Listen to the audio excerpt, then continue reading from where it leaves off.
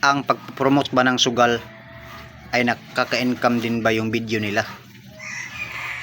So para sa akin,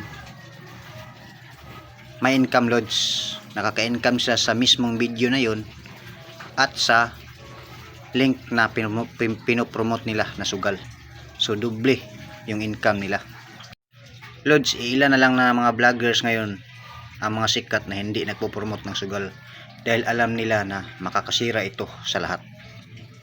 Hindi lang sa atin, lalo na sa mga bata, matatanda. Dati Loads, may idol ako na vlogger, pinaka-idol ko siya talaga. Pero nung nag-promote siya ng sugal, hindi na ako masyado nanonood sa mga videos niya kasi nababasa ko sa mga comment section, ang dami talagang nalulong na. Kasi ang mga organic followers niya, yung loyal talaga nila nga followers, is nagsusugal na. Yung iba ini-encourage, pino-force kanyan, kinikumbinsi na mag-register doon sa link. Patas naman tayo, okay man yan kasi nakaka-income din yan, pero mas lala kasi yung mas pabor na nakakasira talaga sa atin kasi mapupunta sa punto na magtitinda lang tayo ng mga gamit para lang makakasin ganyan. Yung mga hayop natin binibenta na lang para sa ganyan na mga gawain.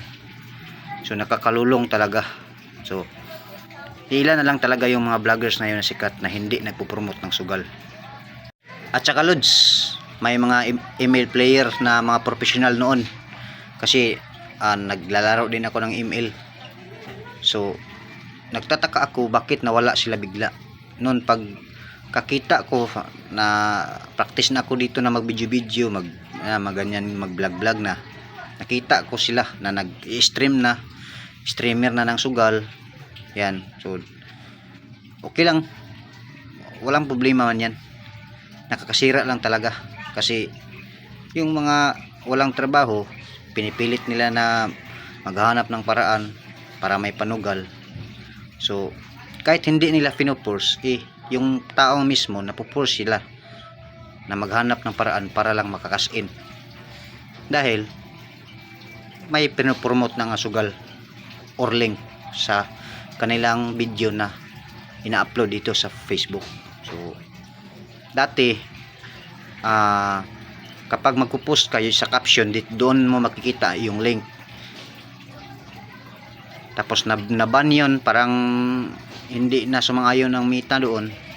So ngayon nasa comment section na lang, di ba? Kadalasan yung caption nila nasa comment section yung link. So mag-register na kayo doon, nga ganyan di ba? So yun lang for today's video, kahit konti lang.